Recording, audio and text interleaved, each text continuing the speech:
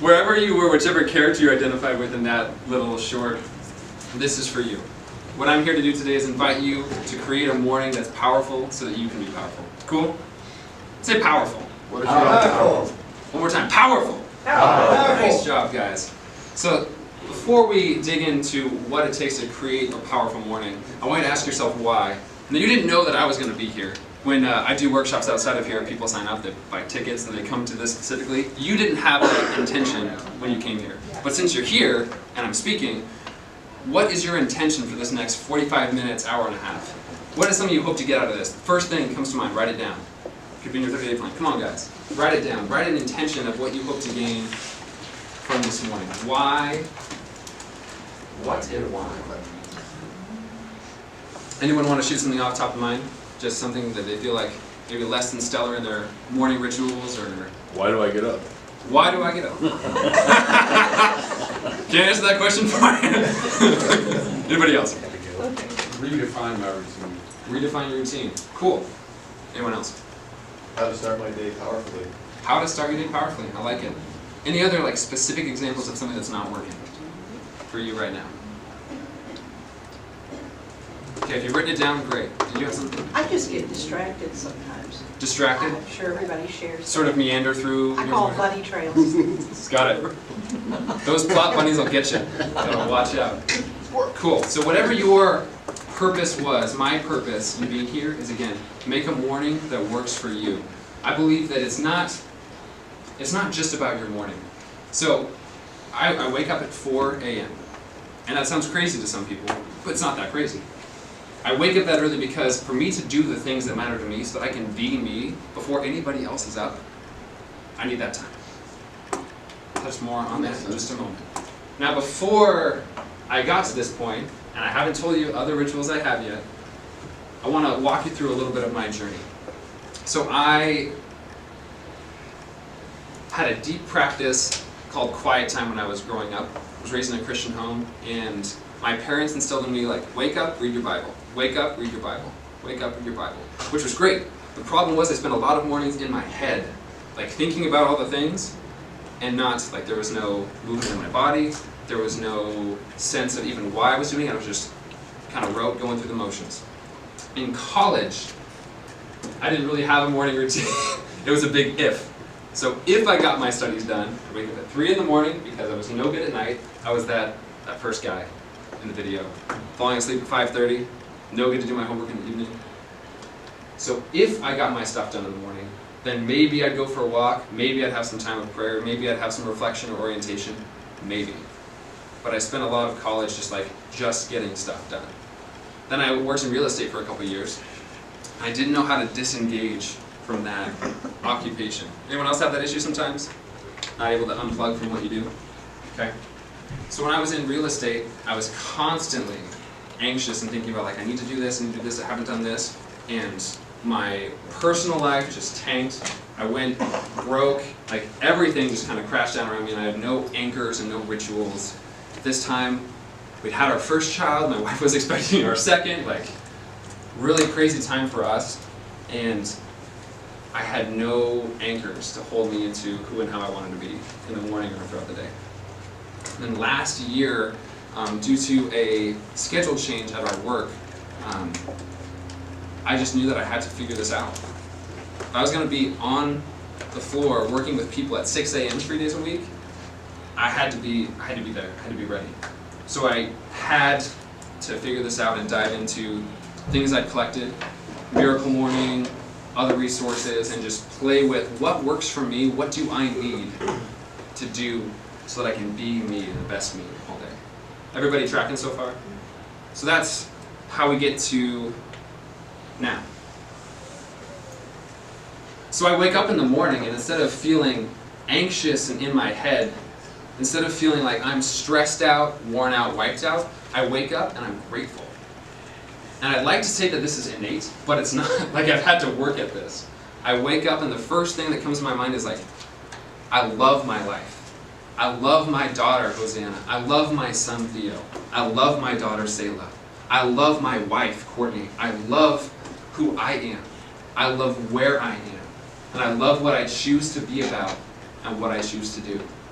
It's like first thing when I wake up. Got joy, gratitude, and love. And again, you can slip up. I slip up. There are times where I'm not on point or on my rhythm, but the new normal is nice. I like that.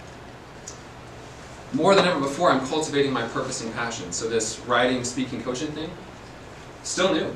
Still newer for me. And I'm doing more with less time. Managing stress, anxiety, and being more productive. How? Let's dig into that, shall we? Everybody say barriers. Barriers. Hate that word. Hate that word. Has anybody ever encountered these? Any obstacles in your life? Good, I'm not alone. Good. Yay! So 3 barriers I want to talk about today are myths, stories, and excuses. Before we can cultivate a powerful morning, and again, you might already be doing a lot of this, some of this might not be new, but we can't create what we want to create if we don't address those barriers, if we're not aware of them. When I think of myths, I think of stories that are larger than me. So what are the myths like, you have to be a morning person to wake up early? Or, in order for me to, another myth I can think of is, I will be happy when. Things will be better when, right? Like when I win the lottery, then I'll have the life of my dream. When this happens, then I can do this. Or other stories that are more personal, like, I am not worthy of love and belonging. Like, I am isolated and alone. I am capable. Those kind of self-defeating stories that play like tapes in our heads. We all have those, and I don't know what those are for you, but I know what it's like to deal with those. Or excuses, where because of those stories, or because of the fears that are going on in my life, well, I can't wake up early this morning. I was going to run, but yeah, it's cold outside. It's Seattle, it's winter, it's dark, it's gray, it's rainy. Well, I was going to hit this goal of, growing my business, but it's just like, things aren't just happening right now. So we all have those excuses too, right? Things that get us off the hook. If you can, right now, just write down a couple, 2, 3 barriers that you've become aware of in just me talking about this. I would say that I'll be happy when I reach this goal, or 'cause I have goals and things I set, and I don't find the happiness right now, but I'm looking at when I get to this point, then that's when I'll find joy and happiness. Right. Later, and then you get there, and it's not there. Dang it. Yeah. Staying up too late. Staying up too late. That'll impact your next day. I get that. Any other barriers? Yeah. When I get this organized. When I get this organized, then. Ooh. Yep, that one doesn't slow me down every time. Paralysis of analysis. For me, it could be physical. Such as? Tired. I'm tired. He's old. Joy is love. So And what's old your, can be a story, right? Old can be a story. so what's your goal? How are you going to fix it? Get younger. Will, do you want to come up? Retire. I'm going to be tired again. I'm going to be retired. Got it. Yeah. That's better than just tired, though. Cool. Any others? Myths, stories, or excuses? What I'd like you to consider is that breaking through these barriers. Has anyone done this? Has anyone broken a board?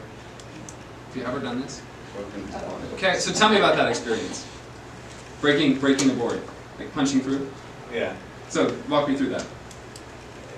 So when I was a kid, I took karate, and that's where we did actually broke a brick too. But Nice. yeah, and our sensei was, all the kids, and could see this board, right? Everybody come up and punch it. Well, we kicked it because he didn't want us to break our hands. Right. So we kicked it. But everybody's all they saw was the front of the board. Right. And it was pretty quickly. Because I was watching everybody else, and I'm like, okay, what's going on here? And he told us like, don't look at the board, envision. Because he hold it by his gut. And he'd say, envision my stomach. And So it's like, and as soon as, did that, and then it was like, boom, I mean, everybody started, Breaking through. And the brick was really funny, because that was, everybody was, now, so it's not a board, right, with grain that is easy to break, it's this big brick. Everybody's going up and, they're just kicking it real light, and I'm just like, all right, that's it, I'm taking this thing out. And, I just kicked it really hard, broke the brick, broke my toe, too. But, Right. like, all right, that thing's going down, so. Awesome. Yeah. So what Dave said, if you didn't hear it, is that when you go to break this board, or when you go to break this brick, it's not looking at the board. It's looking beyond, it's looking through. So the breakthrough happens not by staring at the barriers. Like we've got barriers called finances. Well, I only have this much money right now. We've got barriers called time constraints. Well, I only have this much time. But if I stare at my limitations, that's not where the breakthrough occurs. So I'd like you to consider that just beyond those barriers is a breakthrough. We have to look. It's like we have to step back almost from ourselves and our circumstances sometimes and see beyond that. Everybody with me? Okay. So having done this with a board, not a brick, get there.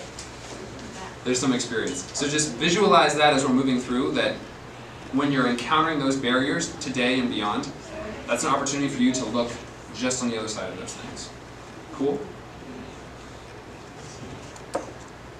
Cool? Yes. Yes. I love feedback. It's really great. So the first part of cultivating a powerful morning, this is when we get into the meat. We've got to work on our mindset. We've got 3 aspects that I'm going to talk about today for cultivating a powerful morning. We've got mindset, habits, and goals. Mindset, habits, and goals. But if we don't start with the mindset, then we can create lots of things that we do, lots of activities, and we can create lots of things that we should do or could do someday without what's going to get us there, our mindset. Awesome? Okay, so with our mindset,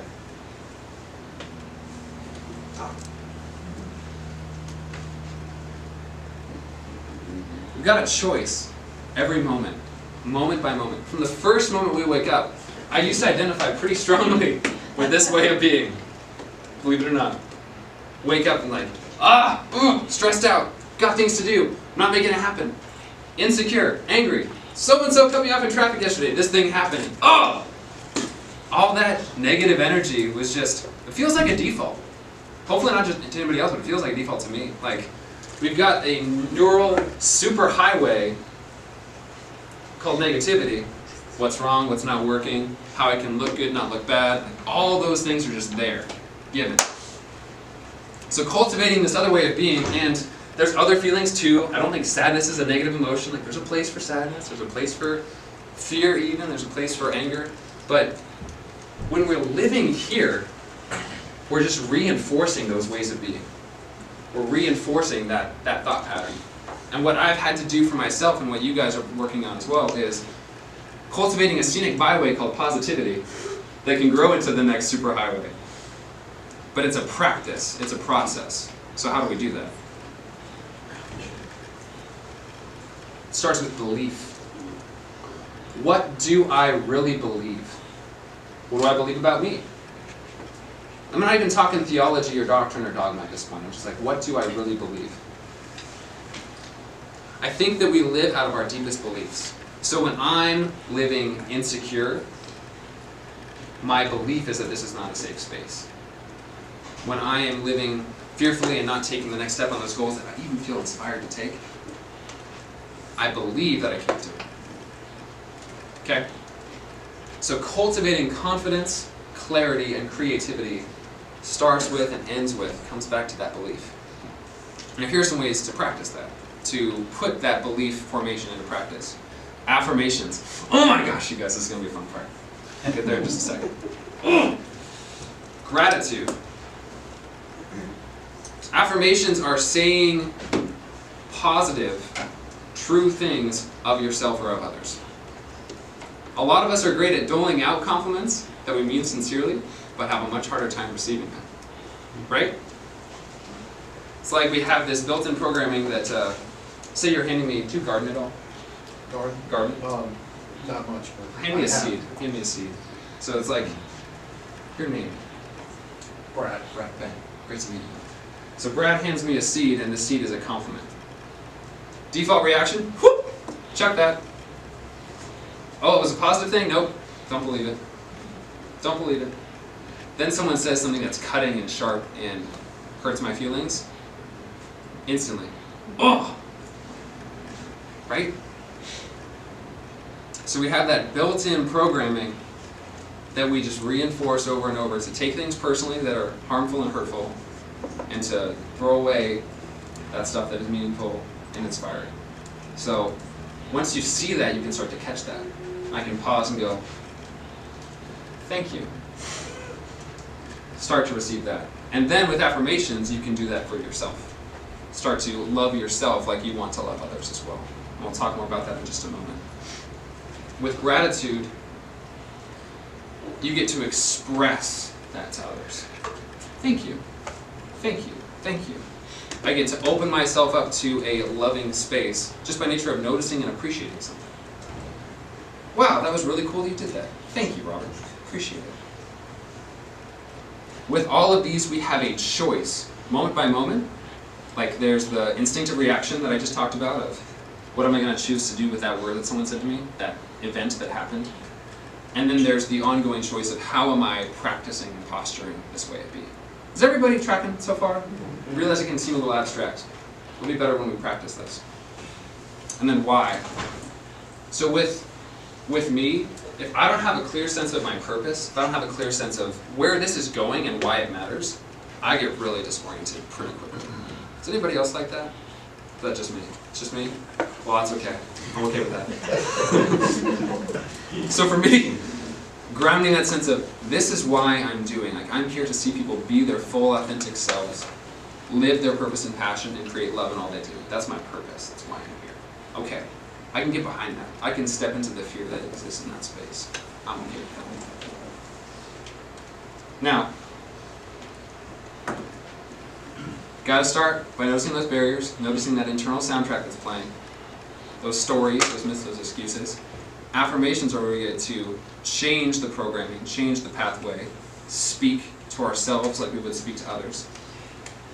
It sounds like hocus pocus maybe, but the truth is you are that special snowflake. So just sit with that for a second. And it comes back to this idea of be, do, have. Rather than have, do, be, which is the progression that we run on a lot of the time. When I have, then I can do, and then I'll be. When I have this goal, when I have this medal that I got from running really far, then I'll do the running really far so that I can be happy while running. Wait a second. I think it works the other direction. Okay? We had a taste of messing with our own minds, creating a new mindset. And what I'd like you to consider is that with affirmations, it might not be something that you feel like you can totally own yet. Like I started saying, I am a sought-after author, speaker, and coach before I had written any of my book, before I had any coaching clients, before I had any workshops on the calendar. I am a sought-after author, speaker, and coach. Might be living into that a little bit, so you're creating a space of possibility, even if you don't have empirical evidence to say like, well, I got proof, like I got medals, I've got this, I've got that. We like to do that with our stories, use evidence from the past to reiterate what we tell ourselves. So this isn't that. You've got to create a new possibility. I am, insert possibility here. Cool? Did you have something? No, I was breathing, sorry. That's great. I did have a thought. It's better than the alternative. With that, think about 3 I am statements, and write these down right now. 3 I am statements that are either ground you in who you are or who you want to be. You can write it down, you can think about it, it's your choice. But for me, I write it down so that I remember it. Think about the edge of belief, leaning into the edge of belief, and creating a new possibility.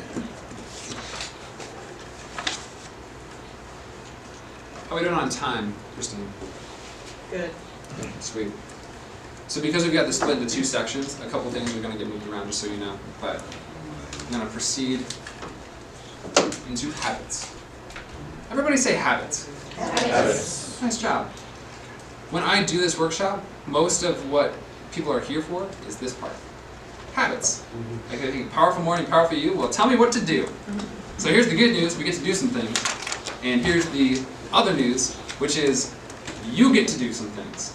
You get to create those habits. I'm going to give you a scaffolding, a template, and then you get to make it your own, okay? Because I'm not you, and because we have different interests, schedules, all the above, I don't have a formula you just get to copy and paste. I'll give you a format that you can customize and make your own. Cool? Great. Nods of affirmation.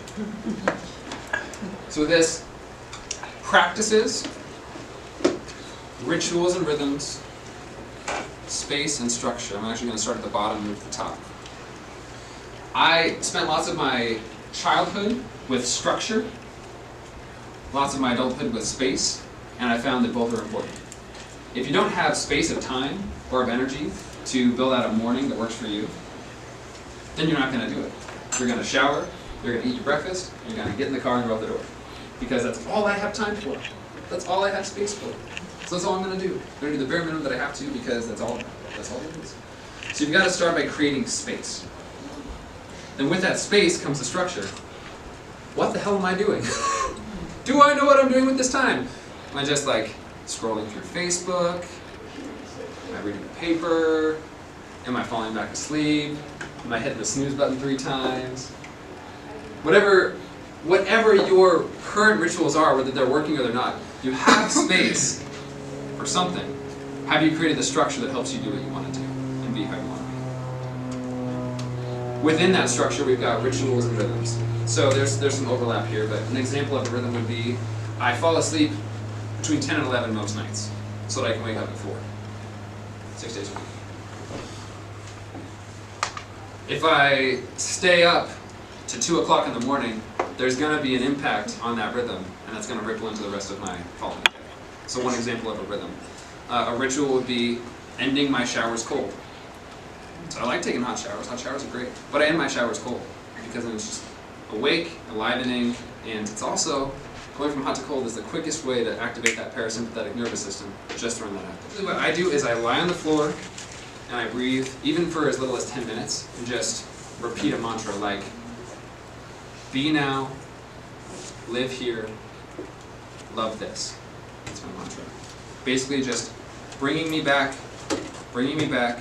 just let those thoughts go, and I'm just here, just here. Any questions on that? We could do a whole workshop on meditation, guys. And I'm just like, surface, tip of the iceberg. Yes? I was just going to make a comment. I think meditation can be intimidating to people. Yes. And so I would say if what he's saying even isn't resonating with you, even Google meditation and come up with other ideas that maybe does hit where you want to practice it. Because I think at the yoga studio, Hot Feet, where I work, the word meditation right away can just make me like, I'm not doing that crazy stuff. That's weird. I don't do that. That's not for me. That's for hippies or for people that don't wear shoes or whatever. Or and so, hippies yeah, dreadlocks and all that good stuff. And it's very powerful, even clinically. And so I would really even look it up if you're like, I don't think I need it. Physically, mentally, spiritually, your body will thrive better if you meditate. And so if you want to be healthier, I would meditate. So just to give you 2 cents on that. Yeah. One thing I learned was I do the normal like meditating and sitting down, trying to calm my mind, but I noticed that one thing that always gets me gone and out of this world and into my own realm is my art. Whenever I do drawings or anything like that, that literally is another form of meditation. Because I'm nowhere in the world anymore. I'm all focused in one spot and I'm comfortable and it's free-flowing and it's really nice. So any type of art with music or drawing or painting or anything that has to do with your mind is literally not thinking of anything else other than what you're focused on. Right. I've noticed that's another form of meditation without having to just sit there and be quiet, be quiet, be quiet. Right. So with that, the be quiet, we can make a distinction right now between thought training and mind management. What you and I sometimes do is mind management. Like, stop machine, stop it. It doesn't stop. No. It doesn't stop. No. It doesn't ever stop. You could be a transcendent master of some spiritual path. It doesn't stop. You still have that same brain, it just goes, just does its thing. But when you can let the machine be there and you can sort of step back from that, that's where the magic happens, that's where the space is. So, just, instead of thinking stop mind, just, got it? Just let it go. Just be nice to you with that. So I don't know if that resonates at all, but take it, and if it doesn't fit, then chuck it. Last thing on meditation. Someone, well, you have a question, yeah. Well, not so much a question, but a statement. I could never meditate or whatever. Yeah, I mean, it would destroy my business and who I am. If I'm not doing something, if I'm not on the go, then Got I it. can't manage things. There's no real downtime for me. Got it. I don't do that. Does your mind drift when you're working though? Like when you're building something? Or I'm relaxed when I'm working, when I'm got my I get hands that. on something. That's, you know, and if I'm not uptight and I don't have a goal or a thing to achieve that day, then I'm lost. Right. So, Cool. there's no way I could sit around and meditate. It's I a would waste just of time. invite you to consider the possibility that this might not be at the expense of that. Like adding a practice like this might not take away from your argument. So I get that driven, like when I have something to do, I can get lost in what I'm doing. And there's a meditativeness there, especially when I'm working with my hands. Like your mind can go other places, but don't block yourself out of this, would be my invitation. Okay? Thanks for considering and for giving feedback. Appreciate it. The other thing about these categories as we're moving forward is that there's overlap. Like when I run ambulation, that's a meditative, it's a prayerful place for me. It's not just a physical fitness practice, it's a spiritual practice. It's like I feel, anyone seen Chariots of Fire? Yes. So Eric Little, when I run, I feel God's pleasure. I get that. That's where I live, that's why I run. So instead of thinking of these as solid, boxed out categories, just like hold them loosely. Because there's a little bit of bleed over between them, okay? But this helps me. I think it can help you. So bear that in mind. Orientation. If meditation is creating that space of being, orientation is where you bring that focus. Like, what's my mission? What's my goal? What am I doing with this energy, with my day? This is where things like time design, time management come in, or who has like a time journal, passion planner, self journal, things like that. Anybody in here? So awesome. So those help me kind of set my mission and my focus for the day. Orientation I like to think of as a two-step process. First is like getting it out there, journaling on paper, some form. Get it out of my head and onto paper, and then making the plan. So here's what I'm carrying with me. Now I've captured it, and then what's the plan? If my mission is to inspire and help others with their transformation, how am I doing that today? How am I being that today? Journaling, time design, these are a few examples, and I think let's get more on this in the second portion of our time together, that way we can be more hands-on with it. Creation. Jason. So you were talking about this with art.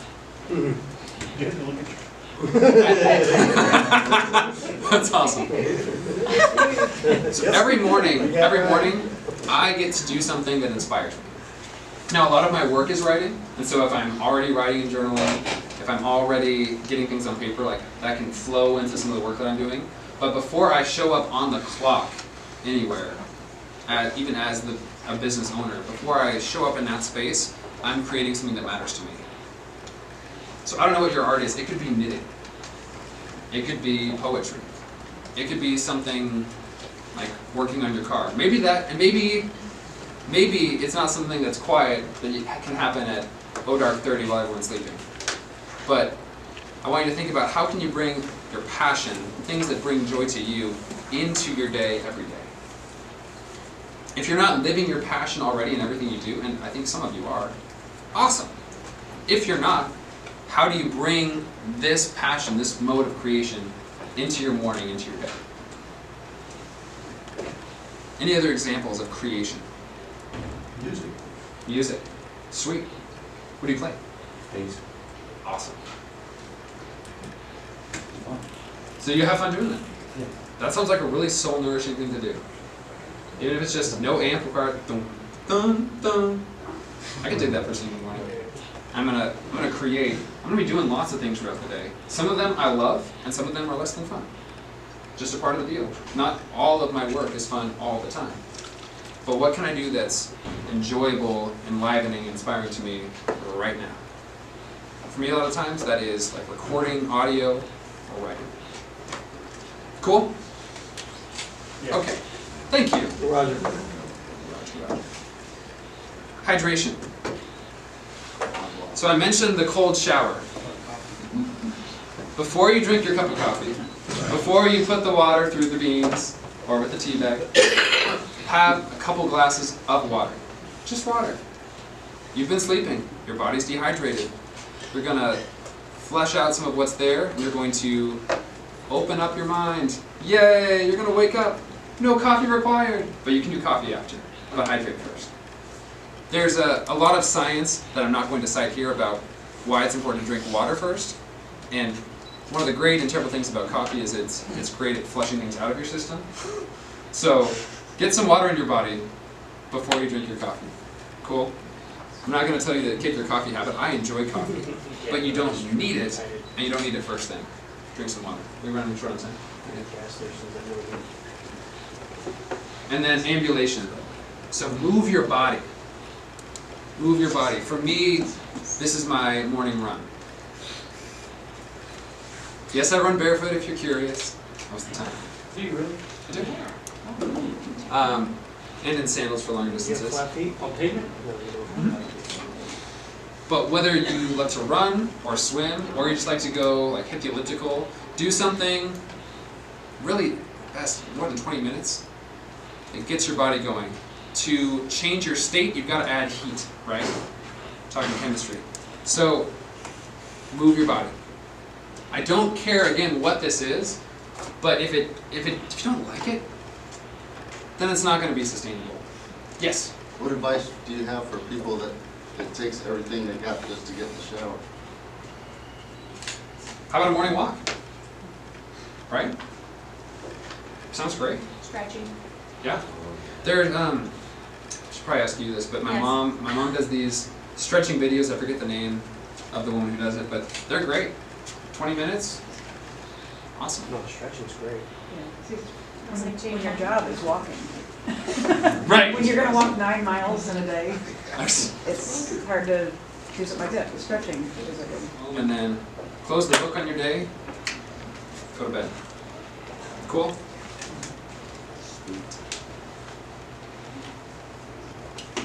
Oh, yeah. So before we get into our next session, I think I'll end here, guys, so we can start up. Just write down these questions or answers to them. Some questions for you to consider as we start to craft our powerful morning are, what brings me joy? What can I do to anchor my beliefs and values? What does my morning mocha look like? So like, what would I do for each of those sections? And just anything else that you've captured from this part that's resonating, or that you're considering, just jot it down, jot a note. And then we'll talk more about that when we come back.